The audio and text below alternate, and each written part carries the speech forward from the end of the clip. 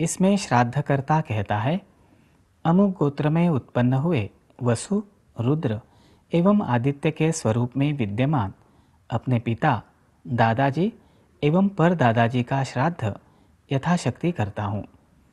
महालय श्राद्ध में पितृत्रय के साथ ही मातृत्रय अर्थात माता, उनके पिताजी एवं दादाजी तथा दादी, परदादी, पत्नी, यज्ञोपवीत से संस्कारित पुत्र, पुत्री, चाचा, मामा, भाई, बुआ, मौसी, बहन, सास ससुर, गुरु, विद्यादाता, मार्गदर्शक ऐसे गोत्रज जिनका कोई नहीं है, इनमें से जिनकी मृत्यु हो गई है, इन सब के लिए संकल्प किया जाता है।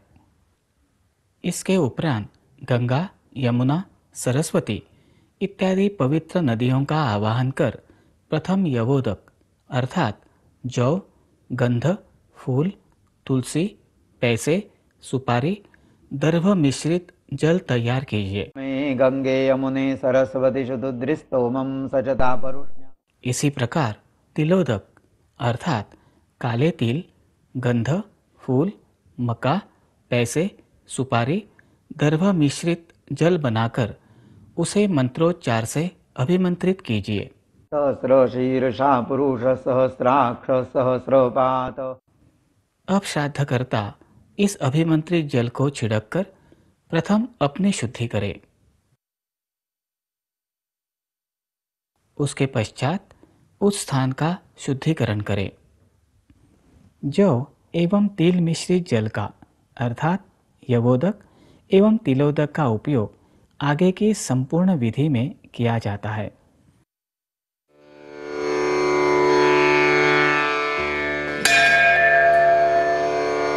श्री गणेशाय नमः।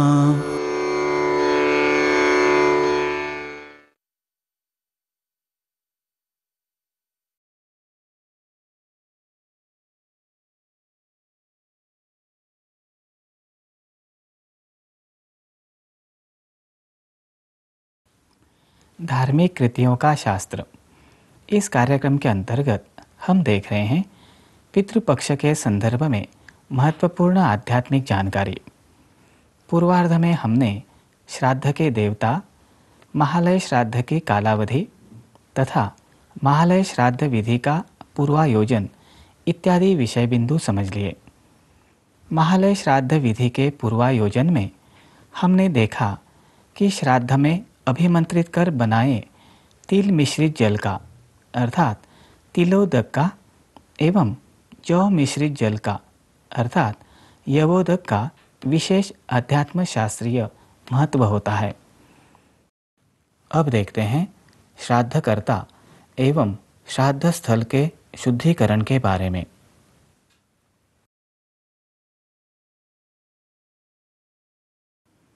श्राद्ध विधि का कर्मकांड सफल होने के लिए श्राद्धकर्ता का एवं श्राद्ध स्थल का पवित्र होना भी उतना ही महत्वपूर्ण है।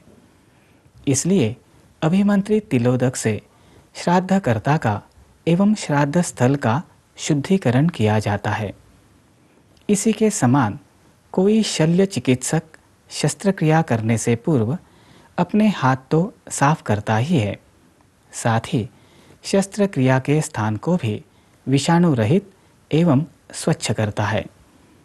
हिंदू धर्म के धार्मिक विधियां अपने आप में अध्यात्म शास्त्रीय प्रयोग ही है।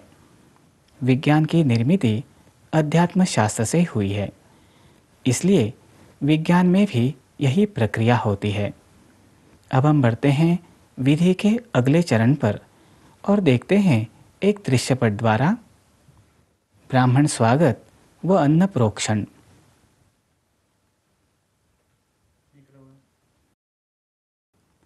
शुद्धिकरण के पश्चात श्राद्धकर्ता हाथ में आचमनी, जलपात्र, दर्भ एवं तिल लेकर ब्राह्मणों की परिक्रमा करता है।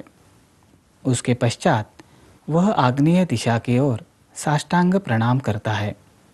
वेद विधि ब्राह्मणे वसन्ति तस्मात् ब्राह्मणेभ्यो सविद्भ्यो दिवे दिवे नमस्कुर्यान्नाश्लीलङ्कीर्तये देता एव देवता प्रीणाति द्वौ नमस्कारौ कृत्वा। उसके उपरांत अपसव्य कर अर्थात जनेऊ को दाहिने कंधे पर लेकर वह कहता है, इस क्रोध को दूर रखकर मन से भी ब्रह्मचारी व्रत पालन कर श्राद्ध करेंगे। यज्ञोपवीत को दाहिने कंधे पर धारण करने से अर्थात अपसव्य करने से श्राद्धकर्ता की दाहिनी अर्थात सूर्य नाड़ी कार्यरत होती है। कर्ता कहता है, आज मुझे पिता एवं पितामह का श्राद्ध करने का अधिकार प्राप्त होने दें। इसके पश्चात वह देव ब्राह्मण के हाथ में दर्भ देता है, जिसे क्षण देना कहते हैं। क्षण देना अर्थात निमंत्रण देना। फिर वह पितृ ब्राह्मण को क्षण देता है।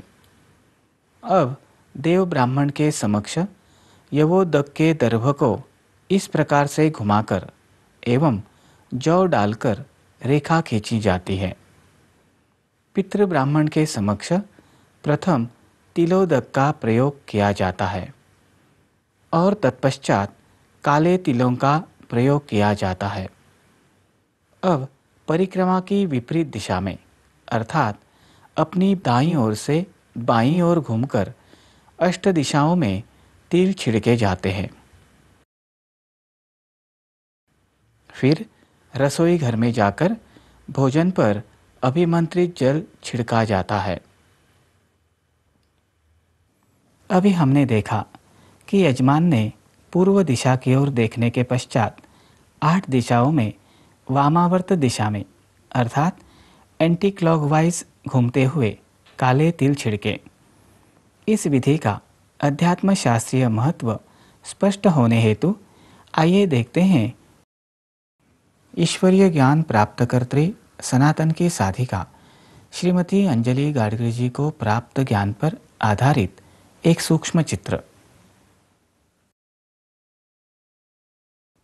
यजमान द्वारा चारों ओर तिल छिड़कने से वास्तु में पितरों की तरंगों के गोल मंडल निर्माण होते हैं।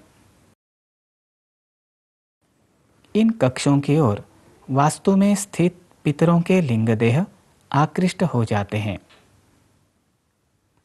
यह विधि होने पर ऐसा भाव रखिए कि तिल द्वारा शुद्ध की गई भूमि गया जी समान पवित्र दूसरी वैष्णवी गया ही बन गई है। इस विधि को करने पर वास्तु को पितर भूमि का स्वरूप प्राप्त होता है।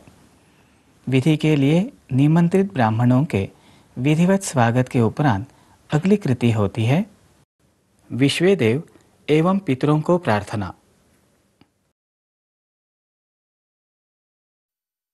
अब सव्य कर अर्थात यज्ञोपवीत को बाएं कंधे पर धारण कर देव ब्राह्मण के समक्ष बैठकर विश्वेदेव को प्रार्थना की जाती है।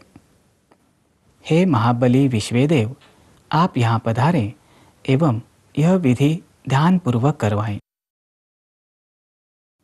अब अपसव्य कर अर्थात यज्ञोपवीत दाएं कंधे पर धारण कर पितर ब्राह्मण के समक्ष बैठकर पितरों को प्रार्थना की जाती है।